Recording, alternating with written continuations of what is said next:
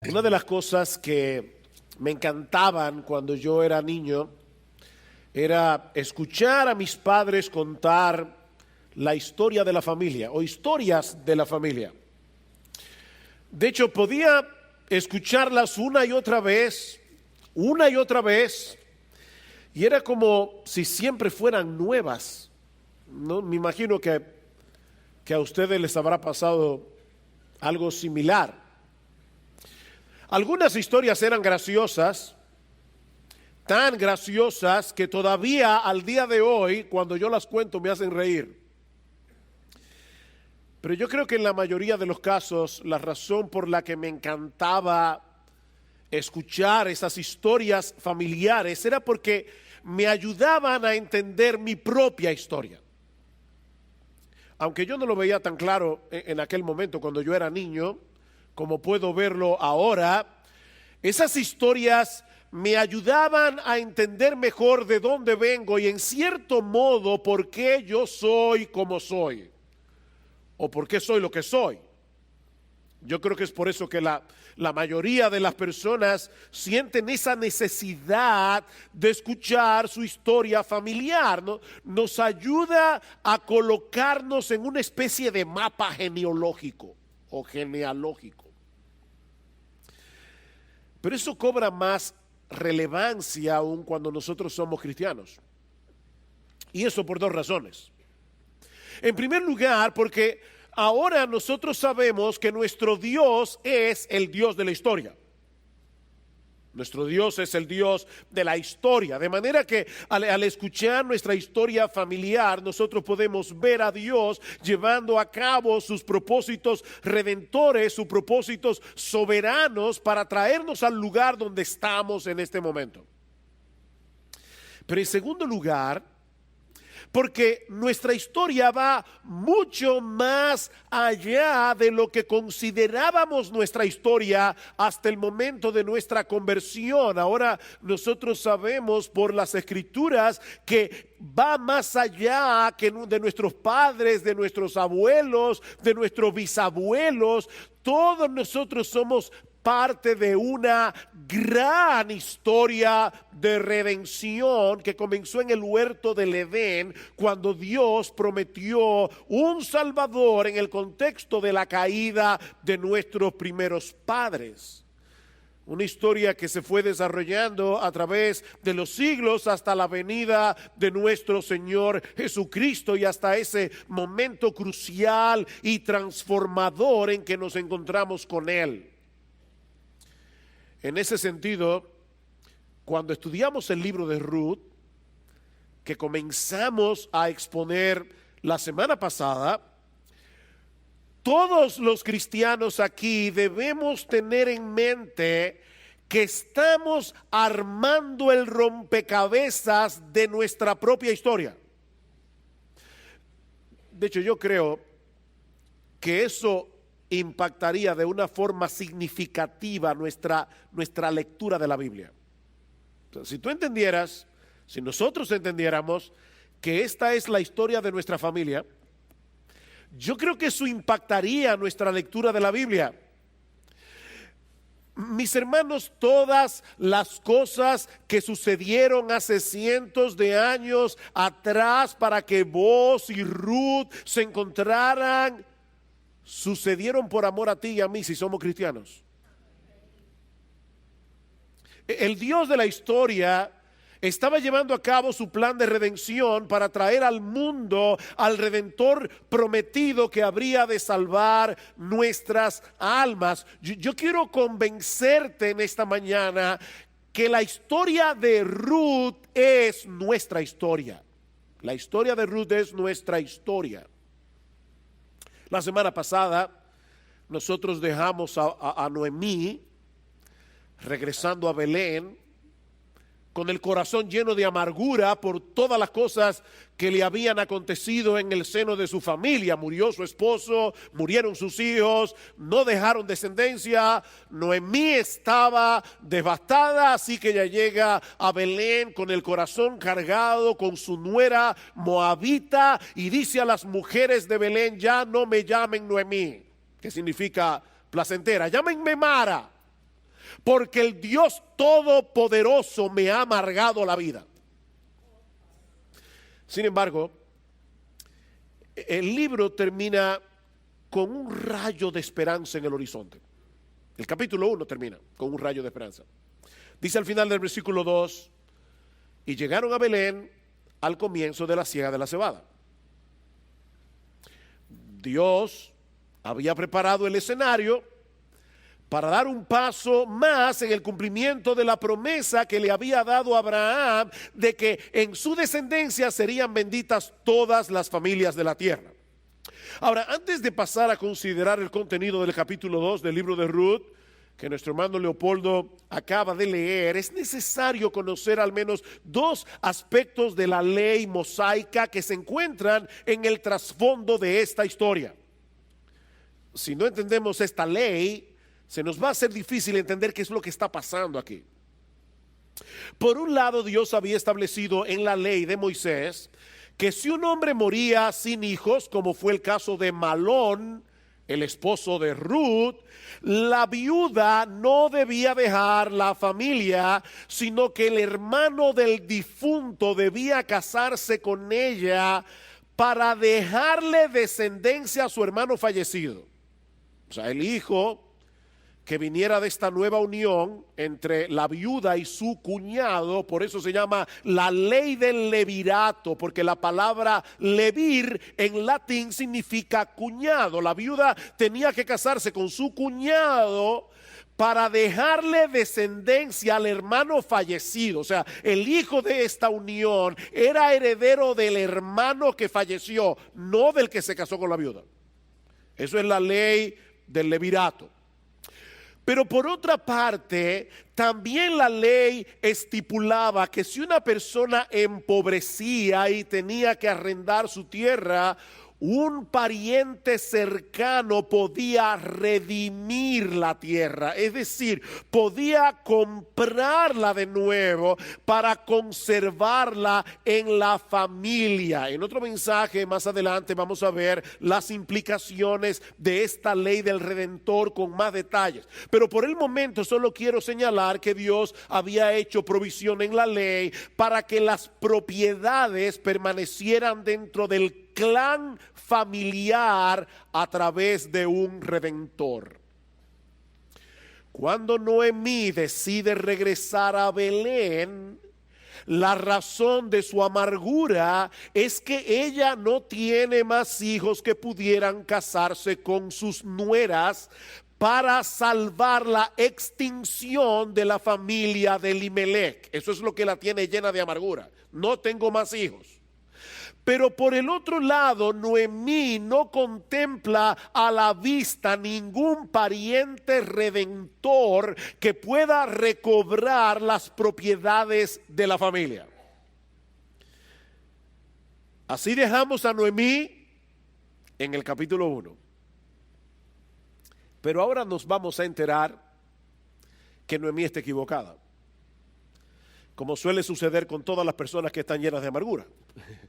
Noemí está equivocada.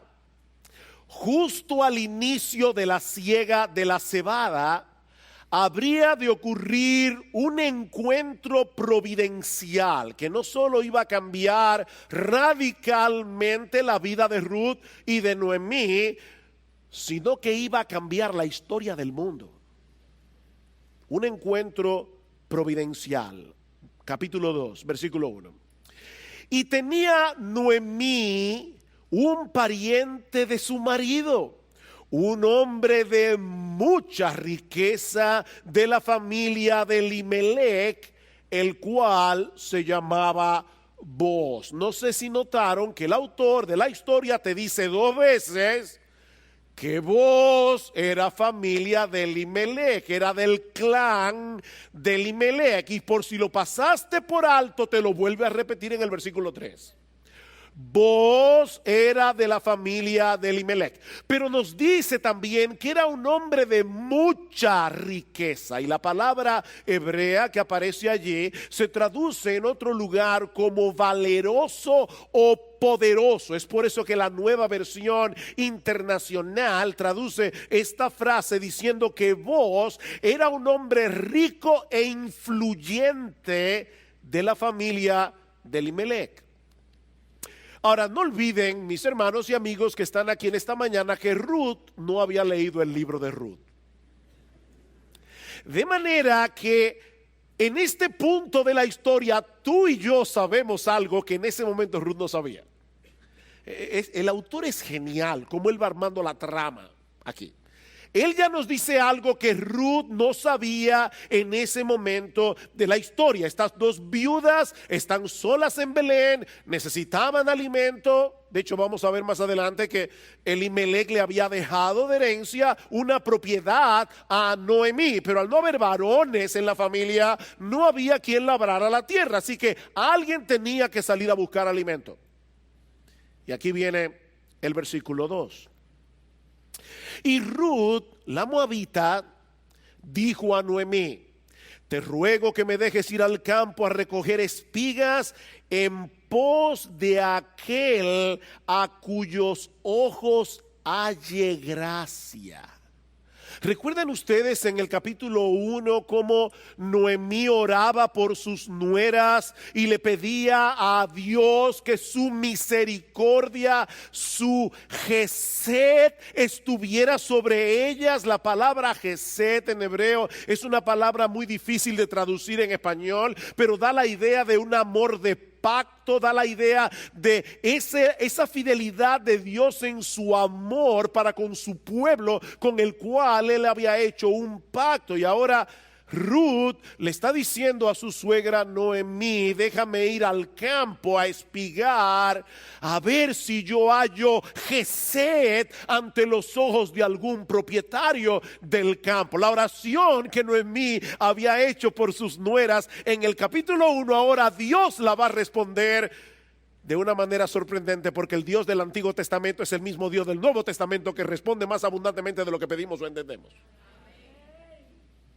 Así que Noemí le dice a su nuera: si eso es lo que quieres hacer, ve, hija mía. Y Ruth sale a espigar. Dios, en su bondad, en su gesed, había hecho provisión en la ley para el sostén de los pobres en general, para el sostén de las viudas y para el sostén de los extranjeros.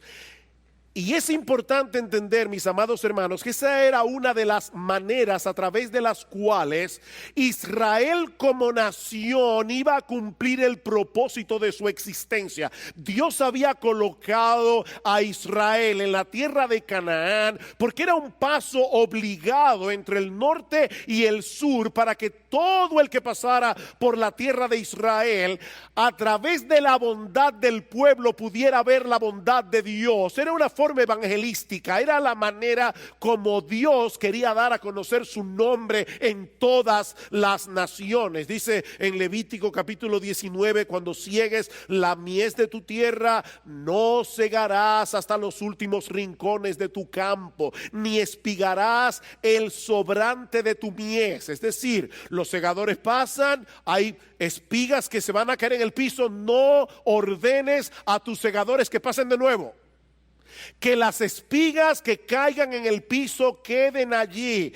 Tampoco rebuscarás tu viña, ni recogerás el fruto caído de tu viña. Lo dejarás para el pobre y para el extranjero. Yo soy el Señor vuestro Dios.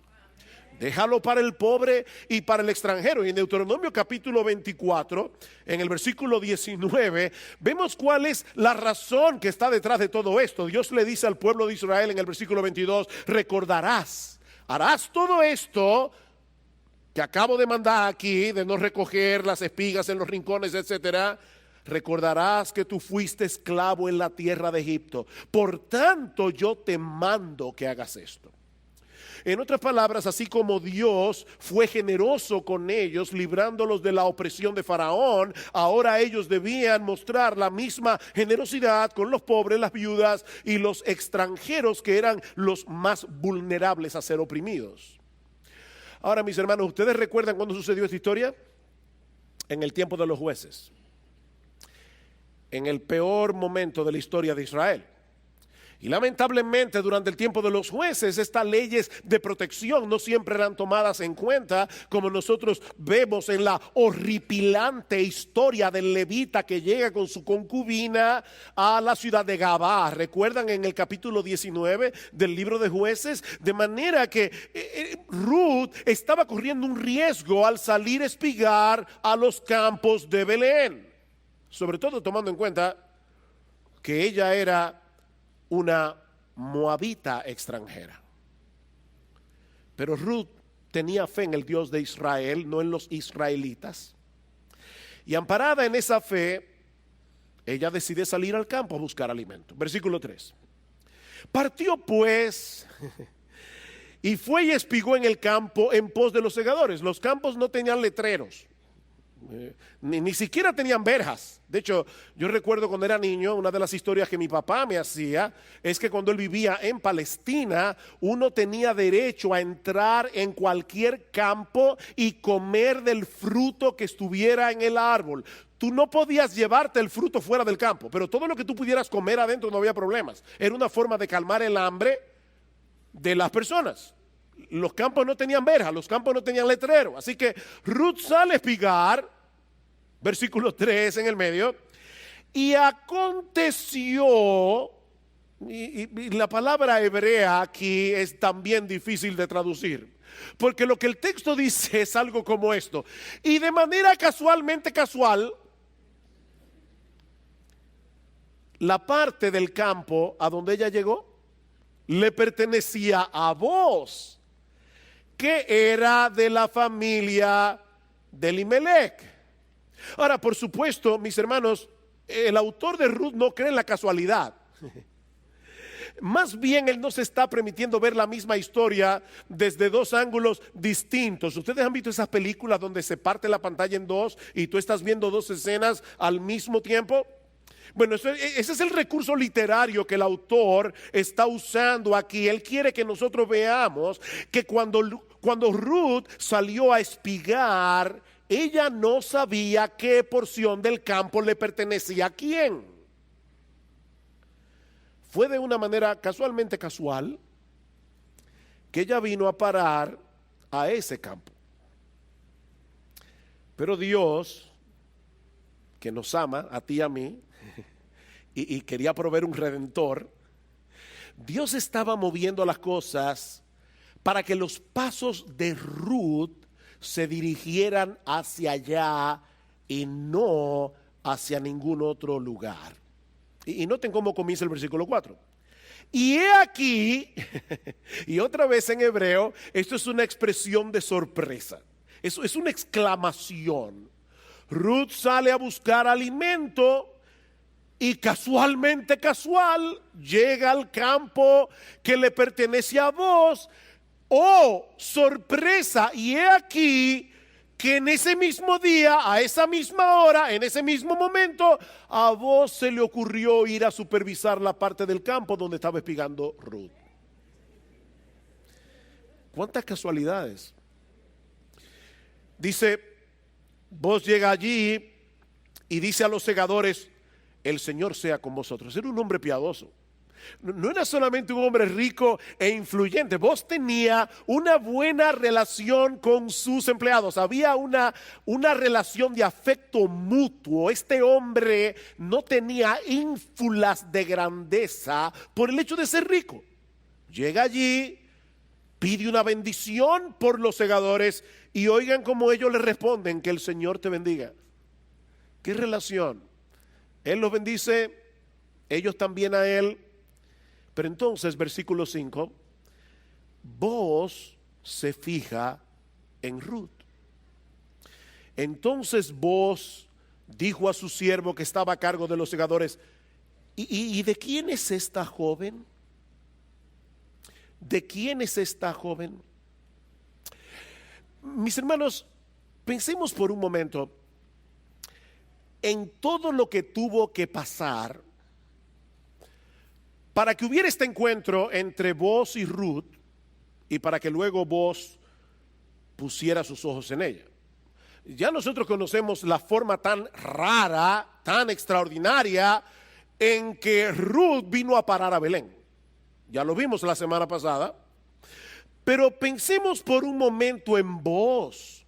Porque cuando nosotros hurgamos en la historia de este hombre, nos enteramos que su madre era una ramera de Jericó, que en el momento de la conquista de la ciudad había depositado su fe en el Dios de Israel y había sido asimilada en la comunidad del pacto. Allí Rahab la ramera se casa con uno de los jefes principales de la tribu de Judá llamado Salmón. Los dos tienen un hijo que se llama Boaz, el cual nace en Belén.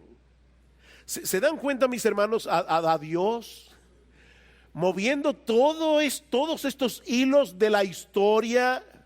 Estas dos vidas se fueron desarrollando separadas la una de la otra hasta ese día en que Ruth fue a espigar al campo de Boaz, que por cierto, a pesar de ser todavía un hombre maduro, todavía está disponible.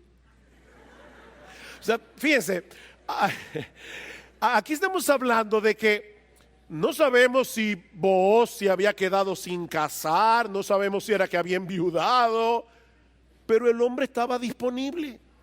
Así que Ruth, casual, llega al campo de Boaz.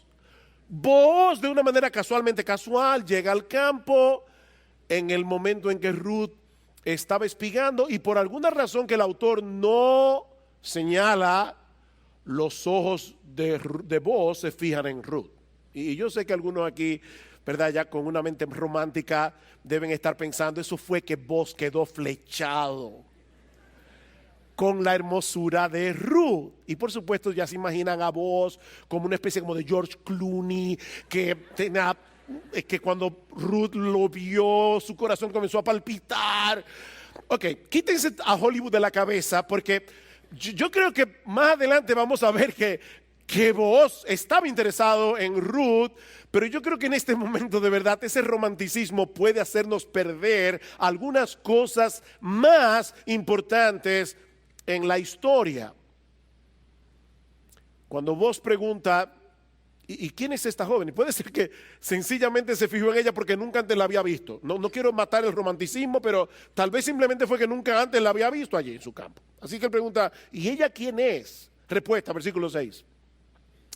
Y el siervo a cargo de los segadores respondió y dijo, es la joven moabita que volvió con Noemí de la tierra de Moab. Y ella dijo al jefe de los segadores, te ruego que me dejes espigar y recoger tras los segadores entre las gavillas. Y vino y ha permanecido desde la mañana hasta ahora, solo se ha sentado en la casa por un momento. Nosotros vamos a ver luego que Boaz ya había oído un reporte de Ruth. No la conocía personalmente, pero ya tenía una buena reputación de ella.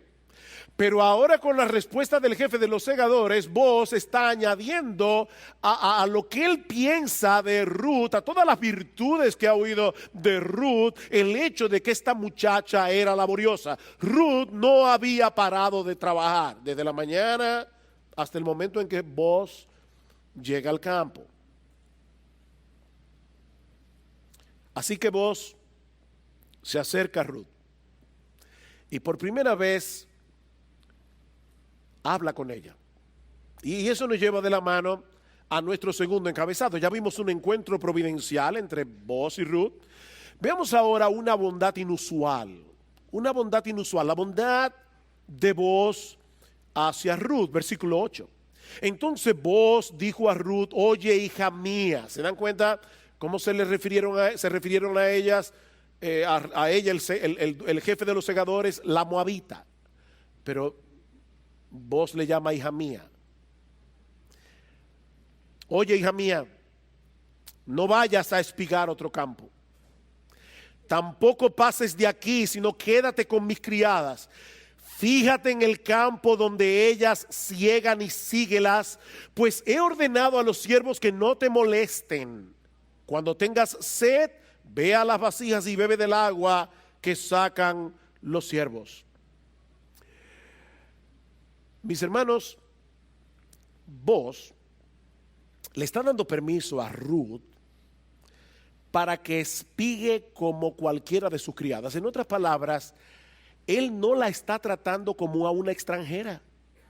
Él la está tratando como a una israelita. Y no conforme con eso, más adelante la invita a comer en su mesa, versículo 14. Y a la hora de comer, Booz le dijo: ven acá para que comas el del pan y mojes tu pedazo del pan en el vinagre. Así pues ella se sentó junto a los segadores, y no pierdan de vista ese detalle, y él le sirvió el grano tostado. Él se lo sirvió. Y ella comió hasta saciarse y aún le sobró. O sea, Booz le sirvió un plato a Ruth. Le sobró. Ella se fue de allí con un doggy bag. Lo vamos a ver más adelante. Dice: y cuando ella se levantó para espigar, Booz ordenó a su siervo diciendo: dejadle espigar aún entre las gavillas, no la avergoncéis. También sacaréis a propósito para ella un poco de grano de los manojos, y lo dejaréis para que ella lo recoja, y no la reprendáis. Y ella espigó en el campo hasta el anochecer, y desgranó lo que había espigado, y fue como una efa de cebada, es decir, casi 40 libras de cebada en un día.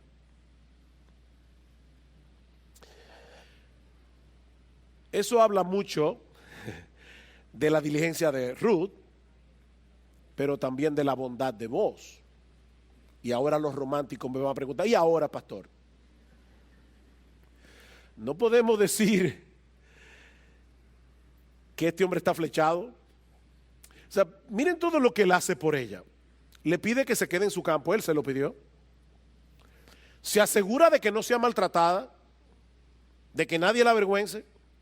La invita a comer en su mesa y le da una provisión súper abundante. Puede ser que el autor quiera que nosotros leamos entre líneas que algo está pasando aquí en el corazón de Booz. Sin embargo, antes de ver la respuesta de Booz, de por qué él está tratando a Ruth de esa manera, veamos la pregunta de Ruth en el versículo 10. Ella bajó su rostro, se postró en tierra y le dijo: ¿por qué he hallado gesed?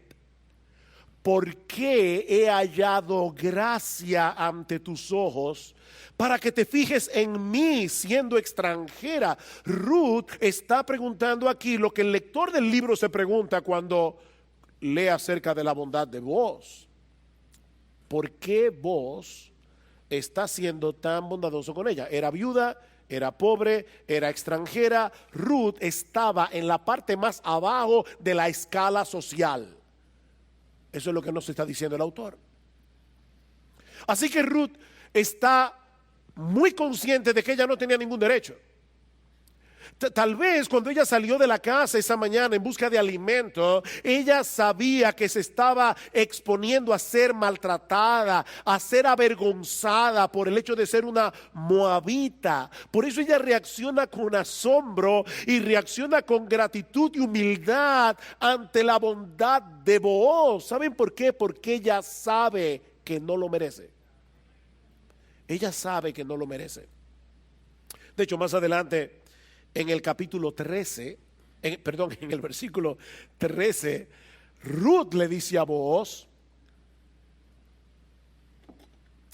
que ella ni siquiera estaba a la altura de sus criadas. Miren, mis hermanos, ese espíritu es tan extraño en el día de hoy. Nosotros peleamos tanto por nuestros derechos. Ese espíritu es tan extraño, pero es lo que la gracia está supuesta a hacer en el corazón de una mujer creyente. Mis hermanas, escúchenme bien. Ruth está exhibiendo aquí, en este pasaje, el verdadero adorno de una mujer piadosa. Eso es lo que dice Pedro en su primera carta: vuestro atavío, vuestro adorno, no sea el externo de peinados ostentosos, de adornos de oro o de vestidos lujosos, sino el interno, el del corazón, en el incorruptible ornato de un espíritu afable y apacible, de un espíritu tierno y sereno, que es de grande estima delante de Dios, porque así se ataviaban también aquellas santas mujeres, dice Pedro, que esperaban en Dios, estando sujetas a sus maridos. Ustedes se dan cuenta de la conexión aquí. Esperaban en Dios, y porque esperaban en Dios no iban por la vida reclamando sus derechos. Ese adorno, ese espíritu tierno, sereno, delicado, es parte de la fe en Dios de una mujer verdaderamente piadosa. Una cosa es consecuencia de la otra. No todas esas santas mujeres de las que Pedro está hablando aquí tenían el mismo temperamento ni la misma personalidad. Algunas eran introvertidas, otras eran extrovertidas, pero independientemente de la personalidad, lo que Pedro está diciendo es que todas esas santas mujeres exhibían ese adorno incorruptible de un espíritu tierno y sereno, que es de gran estima delante de Dios. Y ahora déjame hacerte una pregunta, y esta pregunta va tanto para los hombres como para las mujeres. ¿Cómo reaccionas ante las muestras de bondad que otros tienen hacia ti? ¿Cómo tú reaccionas? ¿Lo das por sentado? Porque aunque no lo digas con tu boca, en el fondo de tu corazón piensas que te lo mereces. ¿O te sientes lleno de gratitud e incluso sorprendido de que alguien te trate con bondad? Mis hermanos, el orgullo y la gratitud están tan separados entre sí como el cielo del infierno. Ruth no podía entender por qué Booz la está tratando con tanta bondad. Y la respuesta de Booz es todavía más sorprendente. Versículo 11. Aquí está la razón. Y Booz le respondió y dijo: todo lo que has hecho por tu suegra después de la muerte de tu esposo me ha sido informado en detalle. Y cómo dejaste a tu padre, a tu madre y tu tierra natal y viniste a un pueblo que antes no conocías. Que el Señor recompense tu obra y que tu remuneración sea completa de parte del Señor, no de parte mía, de parte del Señor Dios de Israel, bajo cuyas alas has venido a refugiarte. De alguna forma había llegado a oídos de Booz lo que Ruth había hecho por su suegra Noemí y cómo ella había decidido cortar radicalmente con su pasado religioso para venir a refugiarse bajo las alas del Dios de Israel. De manera, mis hermanos, y aquí está la clave, Booz se veía a sí mismo como un instrumento del Dios que es fiel a su pacto para con una moabita que había venido a refugiarse bajo la sombra de sus alas. Hija mía, tú viniste a refugiarte bajo el Dios de Israel. Yo solamente soy un instrumento de ese Dios para mostrarte su bondad para contigo.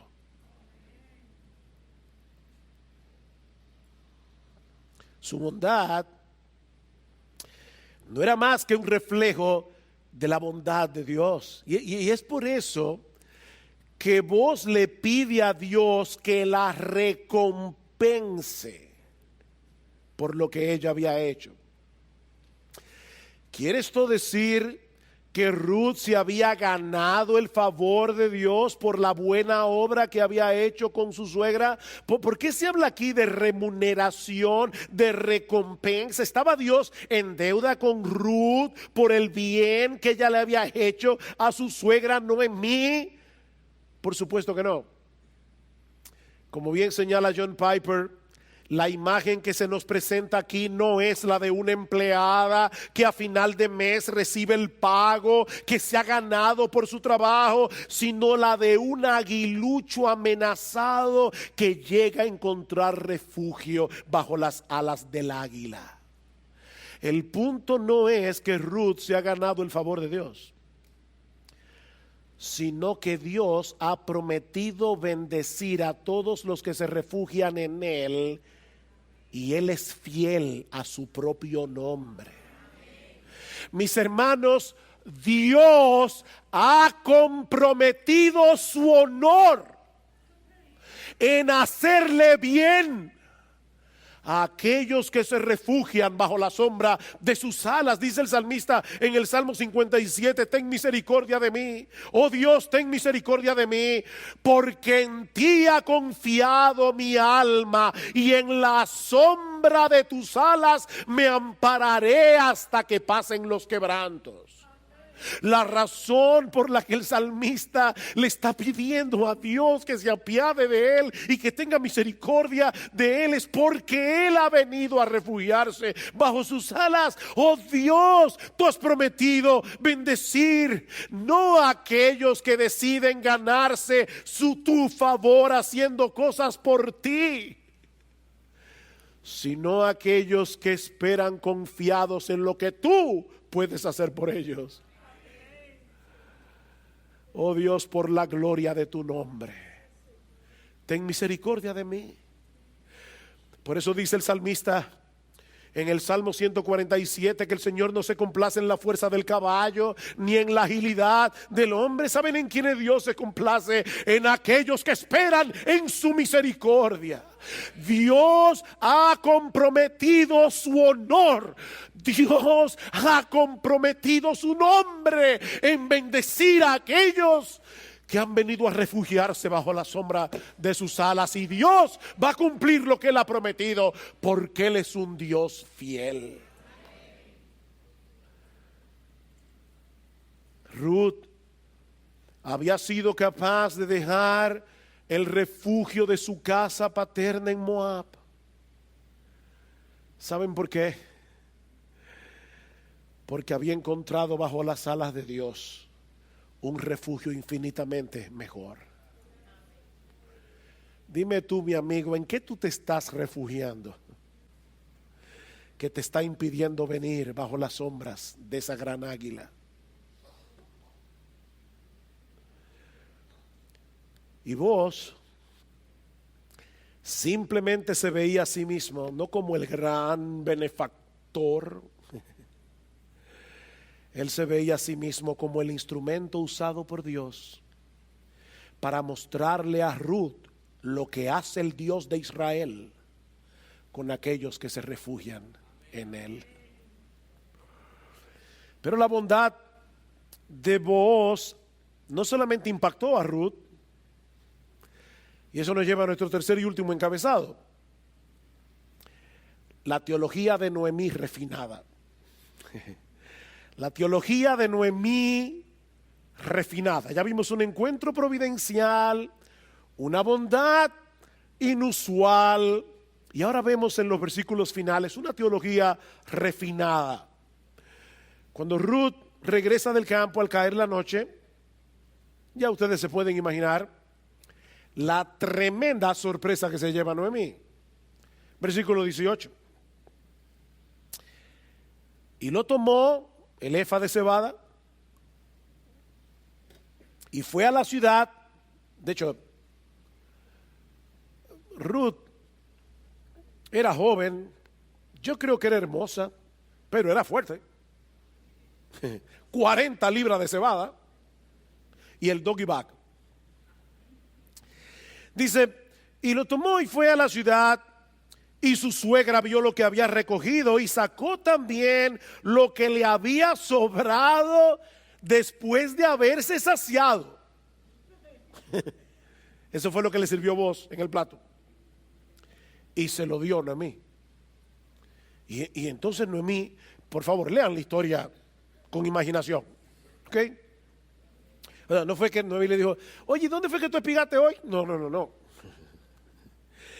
Entonces su suegra le dijo, ¿dónde espigaste? ¿Y dónde trabajaste hoy? Bendito sea aquel que se fijó en ti. Y ella informó a su suegra con quién había trabajado y dijo, el hombre con el que trabajé hoy se llama Booz. Y Noemí dijo a su nuera, sea él bendito del Señor. Y permítanme aquí traducir un poco más literal el texto.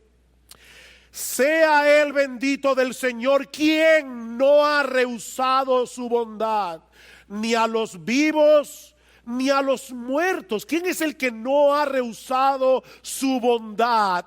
Vos, oh Dios.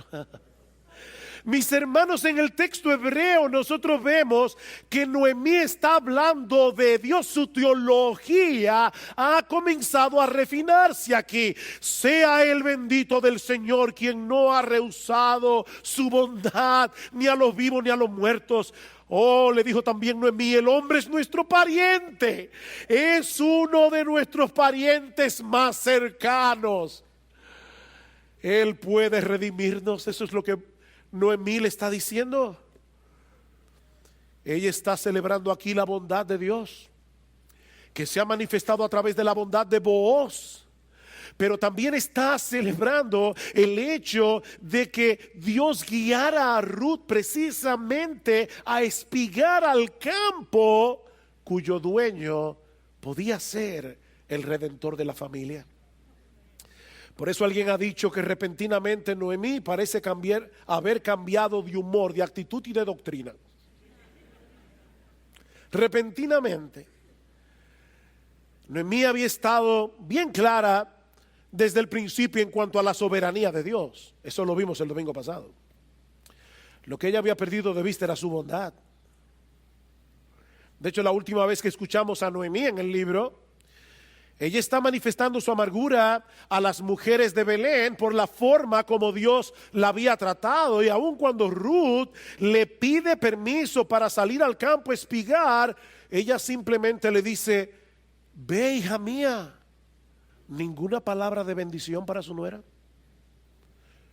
Noemí ni siquiera le pidió a Dios que la protegiera. Ve, hija mía. Pero cuando llegamos al versículo 19, todo ha cambiado. Todo ha cambiado. Noemí ha pasado de la desesperación a la esperanza. Noemí ha pasado de la queja a la gratitud. Ella está comenzando a ver lo que antes no veía, que ese Dios soberano que posee un control absoluto sobre todas las cosas que nos acontecen también es bueno, también es tierno, también es compasivo y misericordioso. De tal manera que podemos seguir confiando en Él en medio de sus providencias más oscuras. La amargura de Noemí está comenzando a convertirse en alabanza. Aunque ella todavía no puede prever el final de la historia, ella tiene razones para sospechar que en el corazón de Booz hay un interés no manifestado en Ruth. Versículo 21. Entonces Ruth la moabita dijo, además, él me dijo, debes estar cerca de mis siervos hasta que hayan terminado toda mi cosecha. Quédate aquí, hija mía.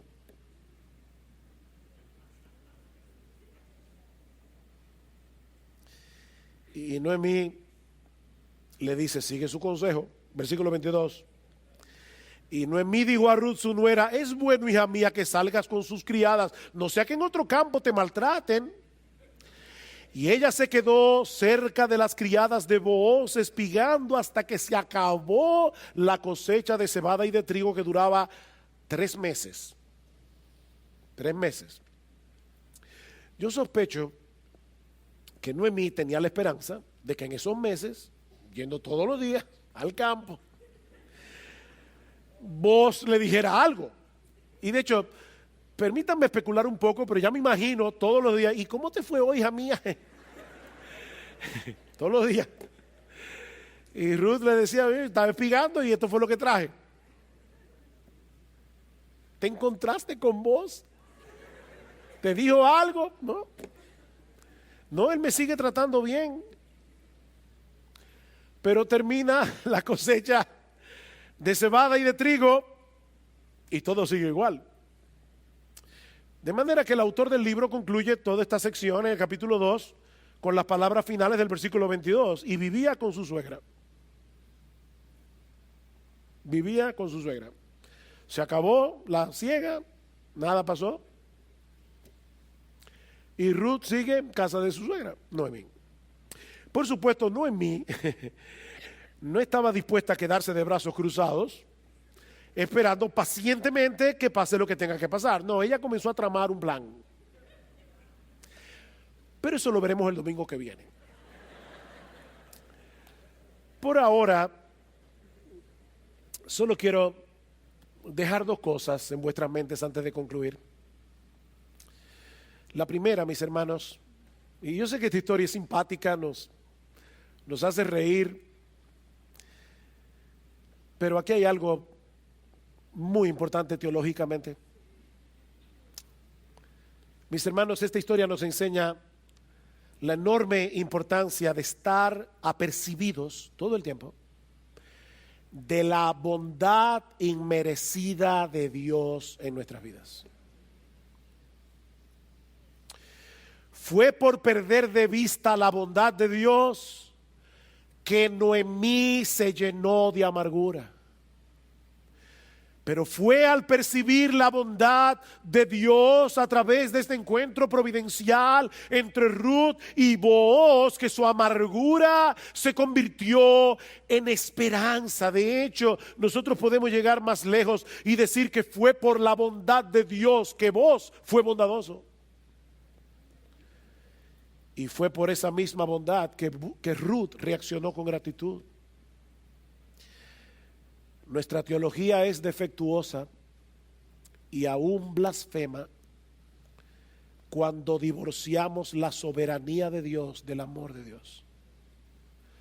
Cuando divorciamos la soberanía de Dios de la compasión de Dios, de la ternura de Dios, de la bondad de Dios.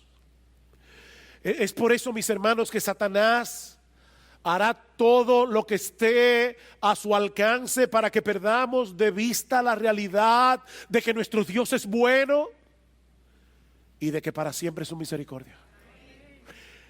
Ese es uno de los ataques más fieros del diablo contra su pueblo. Hacerles perder de vista la bondad de Dios. Así ha sido desde el huerto del Edén, con que Dios os ha dicho: no comáis de ningún árbol. ¿Y sabes cómo el diablo hace eso?